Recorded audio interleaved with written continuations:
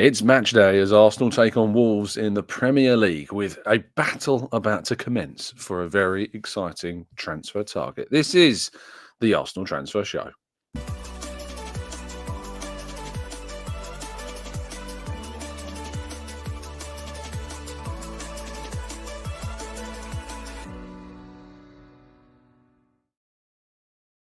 Hello and welcome to the Gooner Talk, back again with you guys and girls for another episode of what is the Arsenal Transfer Show. Joining you every single morning at 8 a.m. UK time. Thank you as always for tuning in and tuning in.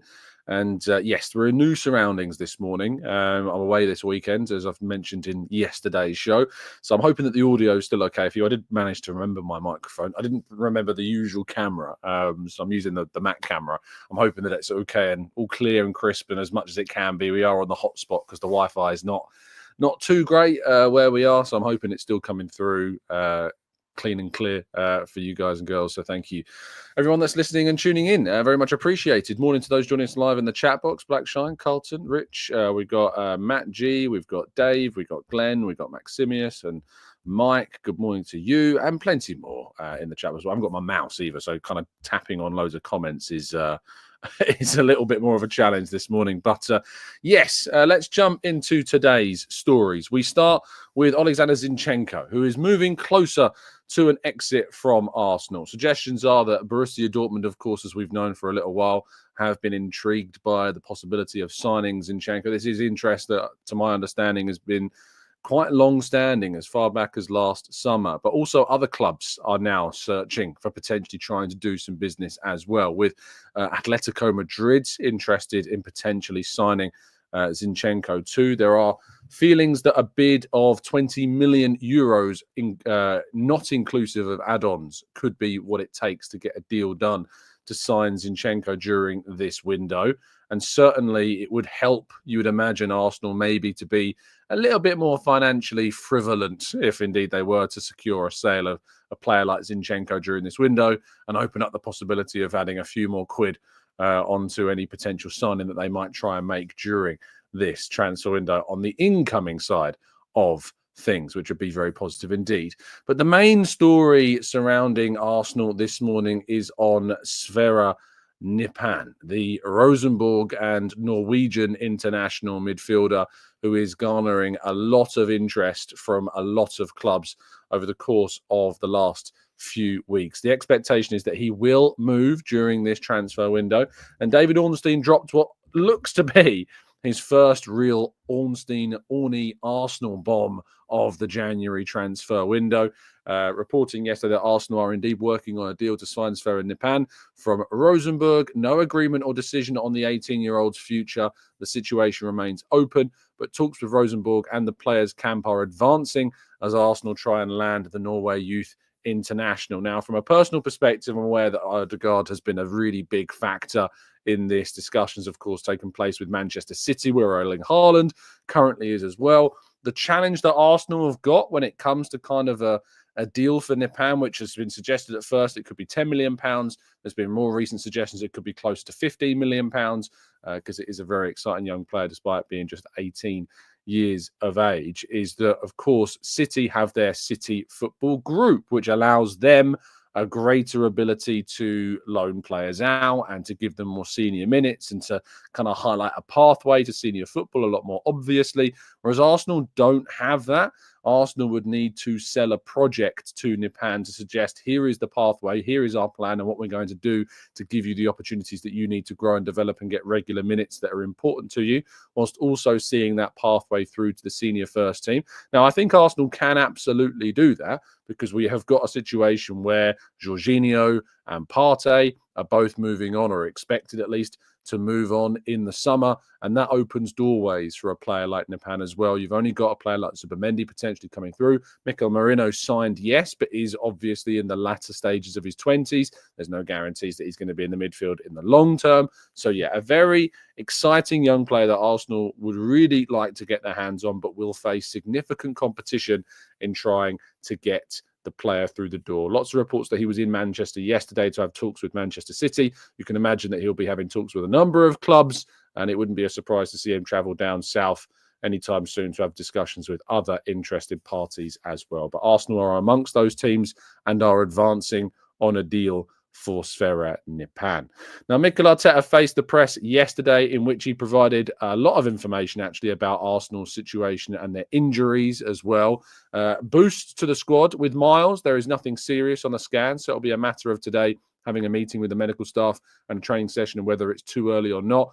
With William Saliba, it's the same. I think they'll definitely be in for next week, but this week, let's see how it goes. There's a chance they could be in the squad today against Wolves. If not, they might indeed be expected to be back for the game against Manchester City.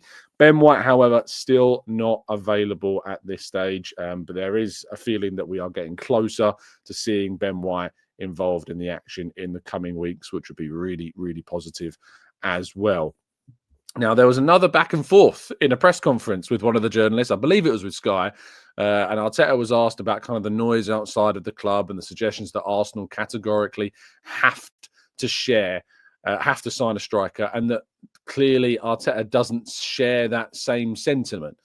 It was, I'll admit, a strange kind of proposition, because Arteta has been very, committal in his own position on signing a striker. He's been very open, very honest. He wants one. He said time and time again that they want to try and sign one, that they are trying to sign one, that they are going to get one.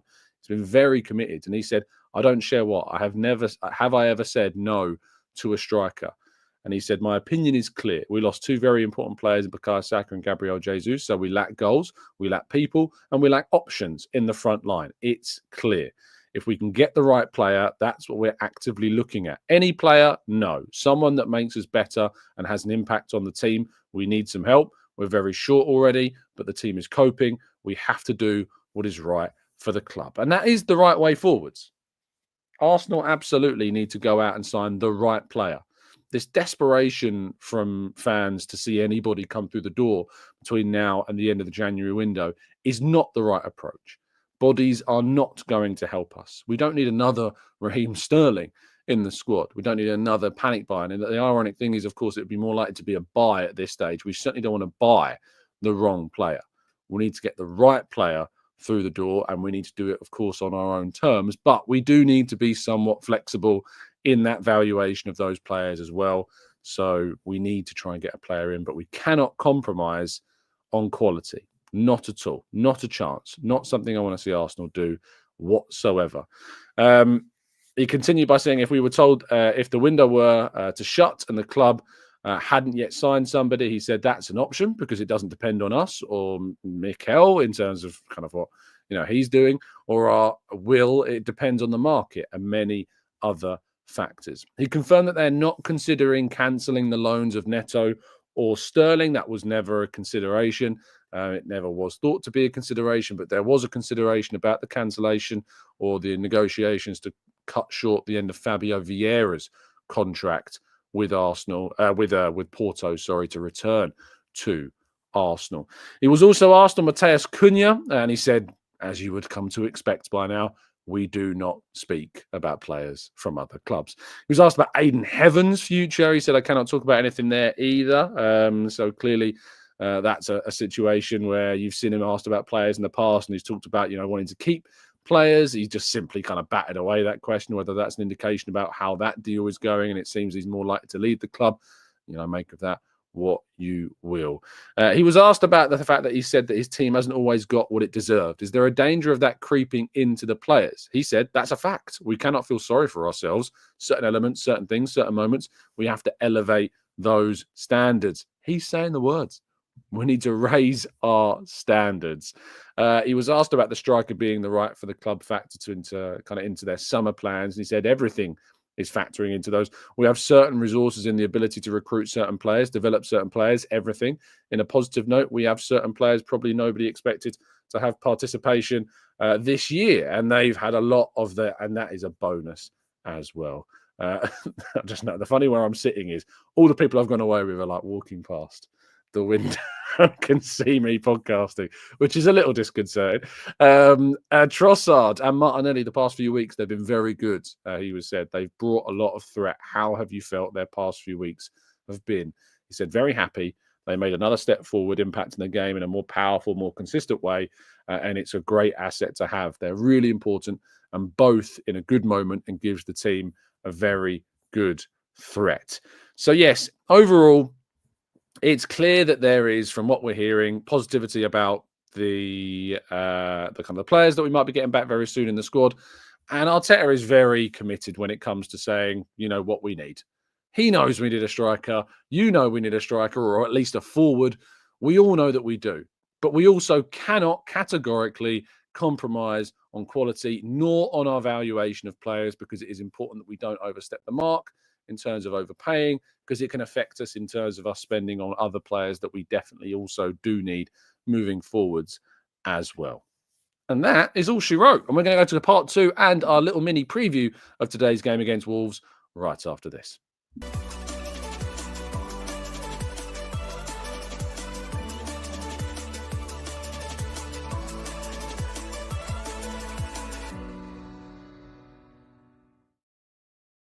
Okay, this is part 2 of the show, where, as it being match day, we're going to have a look ahead to today's game. I have been a bit overcommitted, I think, actually, in the lineup today. I have gone with quite a few players whose fitness is remaining in question. Saliba and Miles Lewis-Skelly, of course, being those. Some might even argue that if they are fit, we should probably not risk them ahead of the game against Manchester City, which I also would respect as another potential point of view as well. But William Saliba, Miles Lewis-Skelly, if they're not available, I think Kivior and Tierney would be my selection for this game. That's who I would go for. Zinchenko, of course, we don't know if he's still going to be here. We don't know if he's going to be leaving soon. So I'd go with we don't have Calafiori's situation. Could be Calafiori's fit enough to play left back for this game. So I'd go Kivior and Tierney as a start and see how that goes. Gabriel Timber on the left centre half and right back slots respectively. David Raya, of course, in goal. Partey, Rice and Ødegaard as the middle three. And then a front three of Martinelli, Havertz and Ethan Nwaneri. Ethan Nwaneri absolutely has to start in this game. Brilliant cameo off the bench against Dinamo Zagreb in midweek. Back to full fitness. Hopefully he is going to be in the squad for this game. So let's get your score predictions in the chat box for this one. Arsenal away at Wolves, of course. Wolves team news-wise, Mateus Cunha is expected to be involved in this game. Just give you a little bit of a Premier League roundup in terms of where Wolves are. They currently sit in 17th in the league. They've lost their last 3 games, 3-1 against Chelsea, 3-0 against Newcastle, and 3-0 against Nottingham Forest. They've conceded 11 goals in their last 4 games. They drew 2-2 with a very awful Tottenham side as well, but did beat Manchester United 2-0 on Boxing Day. That's their last 5 league games, but they are in a very, very poor period of form. In terms of the other games that are going on today, 3 o'clock kickoffs, no early kickoff this Saturday. Bournemouth against Nottingham Forest, very exciting game that is. Brighton against Everton, Liverpool take on Ipswich, Southampton against Newcastle, Wolves against Arsenal. Late kickoff this evening is Manchester City against Chelsea. That'll be a very interesting one indeed before they play Arsenal next weekend. And then tomorrow, 2 o'clock kickoffs, Crystal Palace against Brentford, Spurs against Leicester, 4:30 Aston Villa against West Ham, and 7 o'clock is Fulham against Manchester United. So scoreline predictions in the chat. We've got Soma who says 3-1 to the Arsenal. Raphael says 3-0 to Arsenal. Blackshine going 3-1 Arsenal. Enchanted going 3-1. And Nishan's going for a 2-1 win. Grantley Poos says 2-0. David says 2-0 as well. Guns and Yellow Ribbon says 2-1. Thomas going for a 4-1 win. Rancid says 2-1 as well. 2-1 seems to be a very common scoreline amongst a lot of you this afternoon or this evening, this morning, wherever you happen to be in the world. Mohammed says 3-1. Bishop 3-0. And Joey says 1-0. Nwaneri Screamer. Byron's going for a 2-0, as is Maximius Ostivo, says 3-0. Right, let's go to part 3 of today's show. We'll be tackling some of your questions in the chat and more right after this.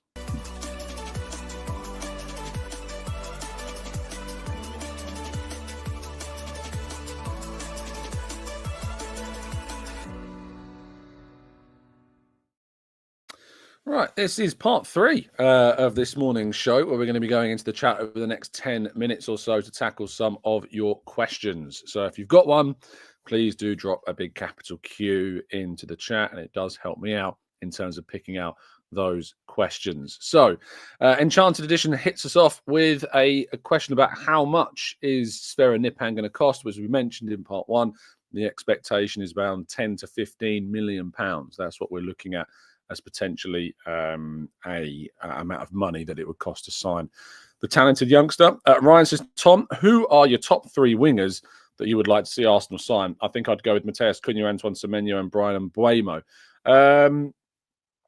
Three wide players that I'd like to see Arsenal sign.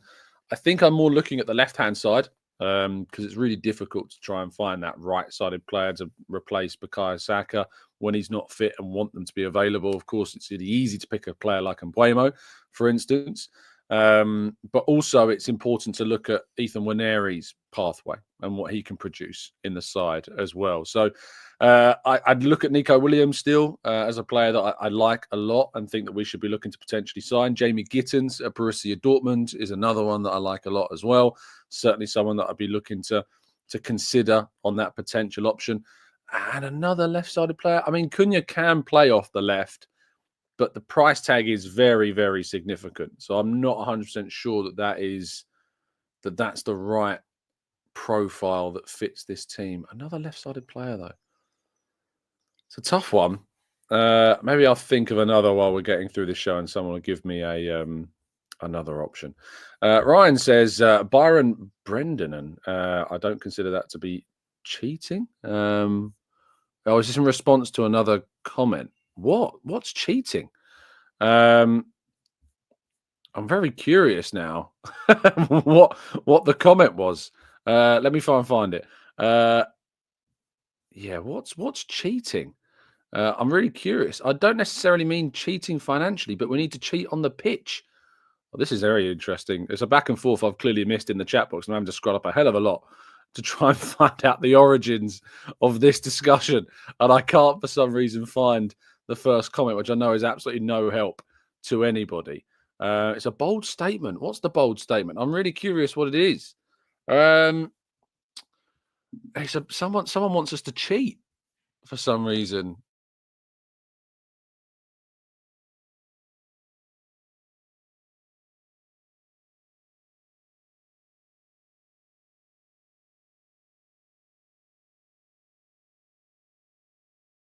Okay, we're back. Sorry about that. The internet's decided to go a little bit dodgy. I should be back now. I can't find what it is. I don't know what it is. Someone's going to have to show me. Someone's going to have to copy and paste it. Byron says, Tom, do you think that we will focus more energy on the Champions League now? Unless we score 2 at Newcastle, I think the Premier is Liverpool's and we are headed for the last 16 of the Champions League. I think we'll just try still every single game. I don't think you'll see us kind of not try to win these games. I think you're going to see Arsenal try their absolute best to win every single game that is feasibly possible. Matt says, Tom, I'm not disappointed with the lack of sharing insider scoops with the chat since getting the new job. If everyone in the chat promises not to tell anyone, can you please give us some of the goss? Hey, look, anything that I get, I'm going to tell you. Anything that I get, I'm going to report. That's what my job is. So don't you worry. You'll be getting, it's just not, I'll be very honest with you, not a lot is going on, so there's not loads to tell you about. Reese says, are you surprised that no big club interest is happening in Jonathan David at a contract in the summer and always scoring a lot of goals? I mean, maybe there's discussions going on behind the scenes about just a free move in the summer. I know you can sign a pre-contract agreement, but maybe there's some stuff going on that we're just not available of. Baron says, are you not concerned about Williams' wage? Yeah, I'm absolutely concerned. I was asked what wide players I would like. I'd like Nico Williams, but absolutely the wages are a concern. So you'd need to get them kind of under control if you were going to try and land the player. Mick says, did I see Alex's video on Mikel being heavily influenced by American sports, how he tries to control all the margins of a game, but in a low-scoring game like football, there are so few margins. I'm not sure I agree with Alex. I need to watch the video to get a better understanding. But if in theme, there are so few things to control, there's actually quite a lot of things that you can control in football. And I know exactly what Arteta is trying to do. And yes, he's right. He is influenced a lot by, I think, American sports, and he gets a lot of kind of influence from American coaches that he's worked with and that, of course, want to work with him as well. But I think there's quite a lot of things that you can control in football. A lot of aspects, you control, of course, the possession in terms of limiting, therefore, and just controlling possession has a knock-on effect into loads of different factors in terms of how many opportunities the opposition are getting, in terms of how confident and capable they are at counter-attacking on you, in terms of the positioning of your own players. Obviously, it then limits the number of goals that you're potentially conceding and certainly shots that you're potentially conceding as well. How you deal with potential crosses from certain areas of the pitch, how many set pieces that you're conceding. And then, of course, from a conversion standpoint, that control about getting more opportunities on goal. And that's why you've seen the last 2 seasons that Arsenal have broken records when it comes to goal scoring tallies. It's why in the last 2 seasons we've seen, in particular last season, a record number of wins in comparison to any other season before. The approach to our games has given us the best opportunity to win matches. And sometimes the lack of finishing has let us down. And had that been slightly different, I think we would see a very, very different situation with Arsenal and the number of wins that we've got. But luck has not been on our side this season. A few more questions before I wrap up. I am away on holiday, so I won't be doing the usual long shows this weekend. Harj says, Tom, why do you think that we didn't go for Adeyemi of Dortmund, who seems to be on his way to Napoli? I guess that probably answers its own question. A move from Dortmund to Napoli is pretty much like a sideways step. I liked Adeyemi at Salzburg. I appreciated what he brought to the fold. But I'm not necessarily sure that he has...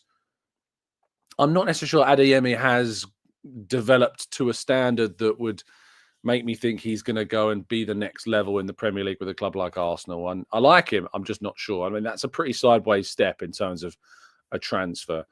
Joey says, Alex's point with the margins was about goal-scoring opportunities. Example, in basketball, every team has like 100-ish shots and good chances. In football, you may have 5 to 10 big chances.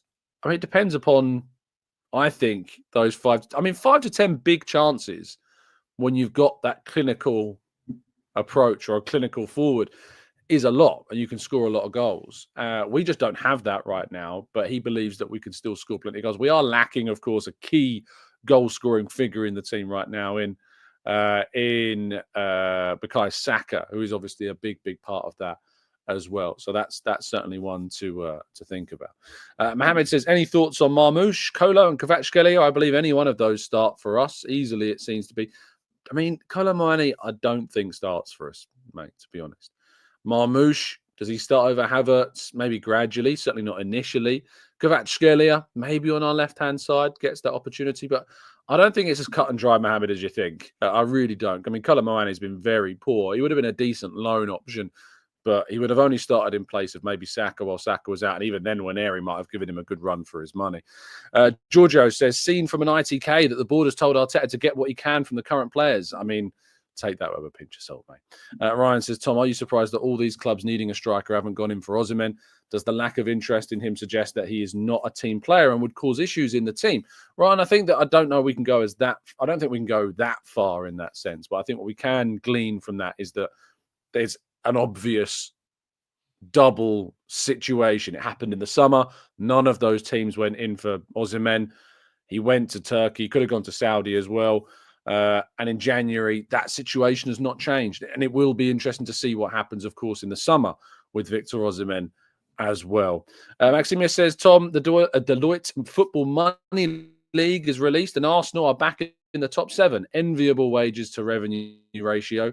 What are your insights into how this helps us for the present and the future? It sets us up well, and it's something that Arsenal have been looking to try and achieve for a while. Of course, being back in the Champions League is a massive part of the reason why Arsenal are back in that. The revenue that comes in from being in the Champions League just dwarfs that of the other European competitions. And for that reason, that means we are much better placed in that financial table. And that will enable us, hopefully, to spend more in the future.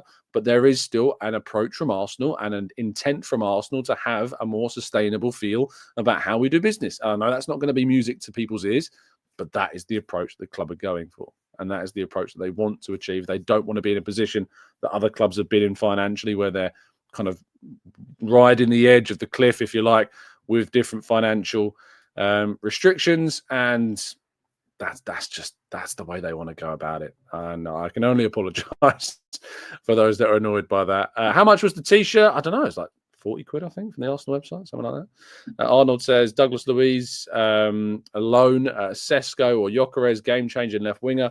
Get these 3 and we'll win trophies. I mean, if you're expecting 3 signings, I'm afraid that you're probably going to end up being very, very disappointed. Harj says, how have Spurs made more commercial income than us?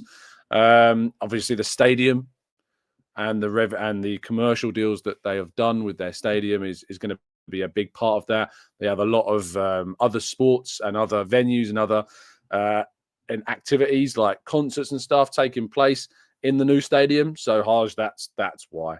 And trust me, the club are to my understanding, very aware of that and want to my knowledge at least, I think they want to kind of rival that with the Emirates. And I think we'll probably see some improvements on the Emirates in the coming years to position ourselves better as a venue for more than just football, is what my take would be on that.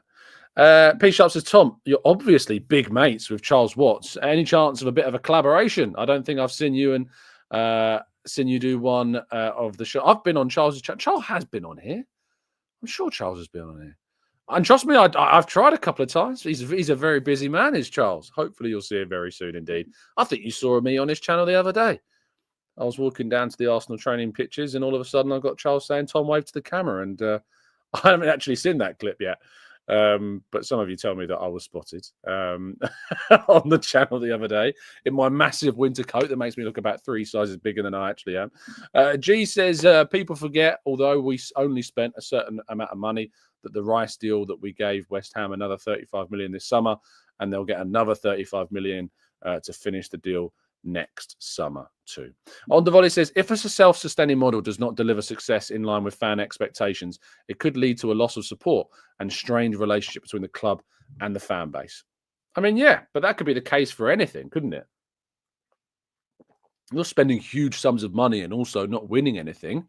Chelsea, that can also lead to a strained element. And you look at the Todd Bowley, model since he's come in, they've not won anything so far. They've spent far more money than anybody else. They've not won anything yet. Liverpool have a self-sustaining model as well. It's worth pointing out. That's how Liverpool have approached things. And yet they've won huge trophies in the last 5 to 6 years. So it's not as if there are no evidence to suggest that a self-sustaining model cannot bring success to a team and while keeping you very much on the right side of the regulation. So that goes for any. That doesn't just go for Arsenal. It goes for any club, and that's the reality of it as well. Carl says should be some more music events coming to Arsenal. Yeah, that is an expectation that we are expecting that to happen. Right, he got your name wrong. What do you mean he got my name wrong? What did he say? I need to watch the clip now. Charles, goodness gracious me. Anyway, that's going to bring us to the end of today's show. Thank you so much for listening. Really appreciate your time as always. I'll be back with you tomorrow morning for a breakdown of this afternoon's match against Wolves in the Premier League. Have an absolutely fantastic day. I know it'll be very much predicated, as it always is, about the results. But stay safe, stay well, stay happy and respectful. And as always, up the Arsenal.